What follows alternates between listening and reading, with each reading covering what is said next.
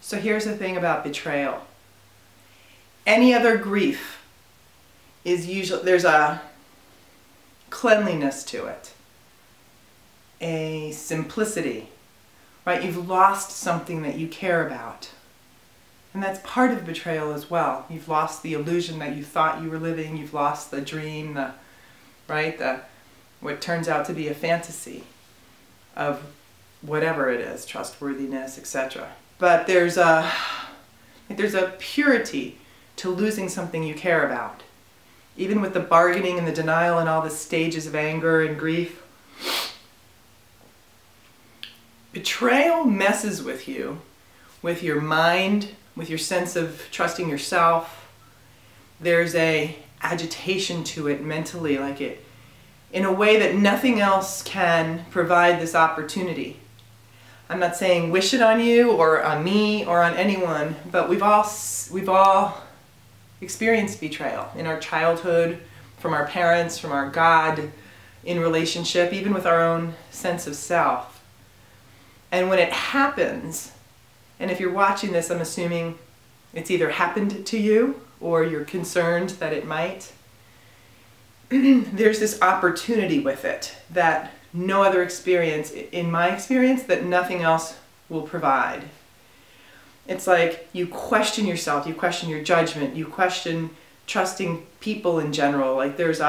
When the big shock of just how much betrayal I had been living with happened to me, I literally shook for 5 hours.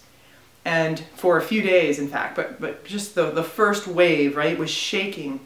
And I was walking around and I was saying to myself, oh my God, my heart's breaking, my heart's breaking. And then I heard the little voice within, right, the inner voice say, no, sweetheart, your heart is breaking open, if you allow it. And that was my experience. I made that shift. It's oh, let it shake open.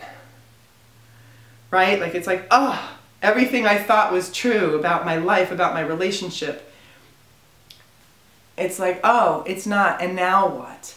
And it's oh, am I going to wall off more? And this is a decision facing everyone that has the experience of betrayal, disappointment, even just the purity of grief of loss, right? In these transition times, it's am I going to guard more and shrink away and try to get smaller and smaller and more, right? More and more boundaries until I'm alone in one room, right? Afraid to trust anyone or anything, and it's just so lonely and hurting.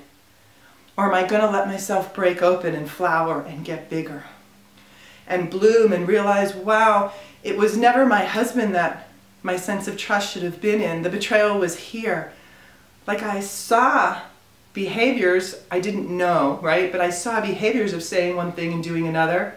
I saw, I saw unhealed little boy make an agreement and then lie about it in weird ways. And I was this is crazy. This isn't who I married, right? But it was who I married. So it's that sense of trusting me that I know when something's off and not popping up into my mind to try to fix it or analyze it or justify it or rationalize it. The trust was here, and with that essence, right? Trusting that voice within that will always tell me the truth and that authentic yes, no that's here. So I encourage you a lot of times, the coaching that I've been doing, especially in the last year, shockingly, couples, women, men who have disconnected their heart from their loins and want to learn to trust and to love and to bring their passion again, right?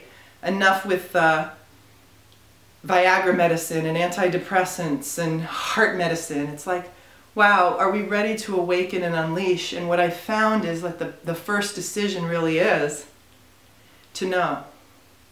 To just know the truth of what's actually happening within you and in your environment. And the truth really shall set you free. It's my honor and joy to help people move through that transition. Okay, whatever the truth is, you're better off knowing, because then we can match to what your heart really longs for. And a lot of times we don't even know what our heart longs for, so we have to get through the mental layers of all the stuff that's been programmed that we should want. versus really what's our heart wanting here in this lifetime, in this body home, in this relationship, right? In our relationship with our money, with our children, with our spouses or our partners or just our dates. Like, what do we really want here? And that wasn't available to me before the layers of kind of controlling myself to be positive, to be consciously connected. Like, there was a lot of self-control here, but not listening to what's true and not being fed. And it's just so beautiful having had that awakening to really be able to guide and support people through it. It's my deepest honor. And if you think you might be ready to live your truth, your authentic self, your love, your passion, your happiness, call me, please. I'd love to talk to you.